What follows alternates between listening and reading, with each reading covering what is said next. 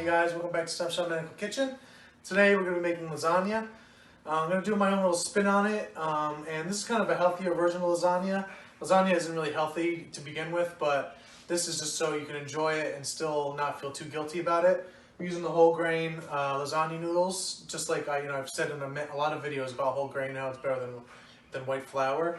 We're using chicken sausage, so you're not using any other things. Chicken is usually the better version. And we're using part skim ricotta cheese, so all those things just a little bit healthier, but we're gonna go ahead and make some lasagna, and we'll see how it goes.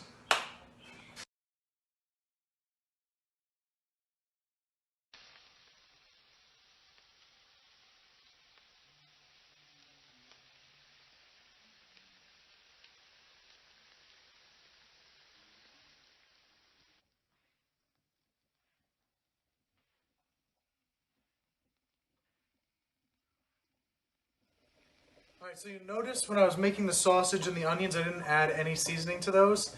That's because you don't really want the whole taste of the lasagna to be overwhelmed with spices. The flavor and the most important part of the lasagna is going to be the gravy or the sauce. And that's where the oregano, the basil, the garlic, that's where that all really is in charge, and that's where the flavor comes from. And you don't want the whole lasagna to be overwhelming. So the sauce is the most important thing. I'm using my family recipe sauce. That's where all the flavor is, so a good sauce is really important for a lasagna. And that's going to be the centerpiece. So for the ricotta cheese or pot cheese that we're putting in the lasagna and the layers, it's a little thick out of the package.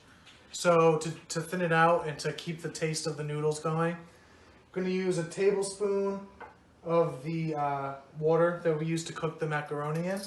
And then we're just going to mix it. And then we'll see what the thickness is. You might have to add a little bit more depending on how you like your pot cheese and get your desired thickness.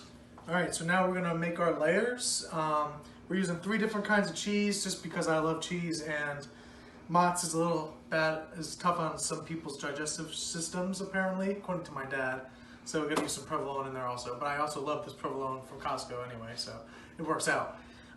For my lasagna, my key is I'm going to make thinner layers and not too wet. So not too much sauce. I don't want it to just fall apart as soon as you bite into it. I'm going to try to keep it tighter, and that's why I'm going to bake it for 45 minutes after this, just so it kind of stays together and we can cut into it and still not fall apart.